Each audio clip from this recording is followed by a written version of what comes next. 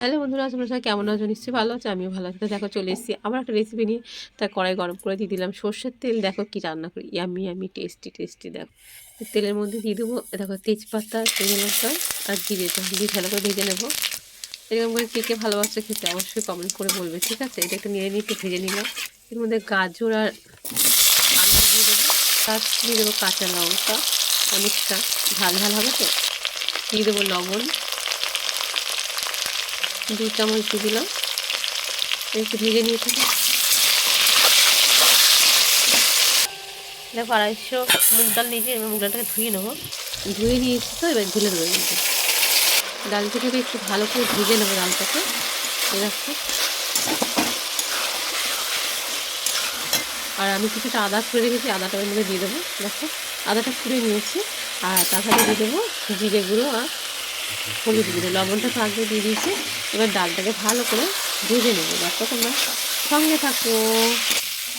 দেখো ডালটা তো আমার ভাজা হয়ে গেছে। এই দেখো দিয়ে দিলাম কিছুটা কাজু আর কিশমিশ দিয়ে দিয়ে দেখেছো। এ দেখো চালটা আমি ভালো করে ধুয়ে নিয়েছি, ডালের থেকে চালটা একটু বেশি দিয়েছি, ঠিক আছে? বলো তো কী রান্না করছি, তোমরা তো সবাই বুঝেই গেছো।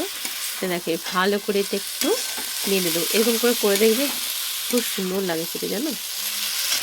আর যে যেমন করে করতে পারে, আমি এরকম করে করি, আবার ওরকম সোমবার দিয়েও করি।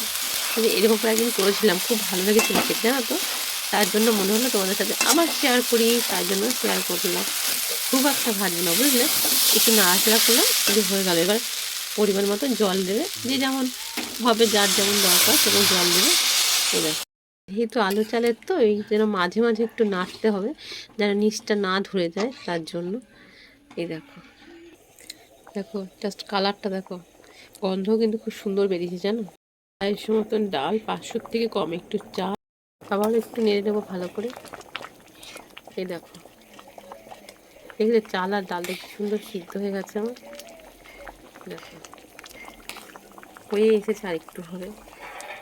ওপর দিয়ে দিয়ে দেবো পরিমাণ মতো অল্প করে চিনি, খুব একটা না, অল্প একটু দিয়ে দিলাম। কিছুটা এলাচ থেতো করে এর মধ্যে দিয়ে দেবো। দিয়ে এবার ভালো করে এটাকে মিশিয়ে নেব। দেখো কে কে খাবে চলে আসো, কোনো সমস্যা নেই। দেখো দিয়ে দিলাম ঘি। ঘিটা ফ্রিজে ছিল না, ঘিটা না জমে গেছে, দেখেছো কি সুন্দর গলছে? দেখো আবার একটু কারি পাতা দিয়ে সোমবার দিয়ে দিলাম। দেখো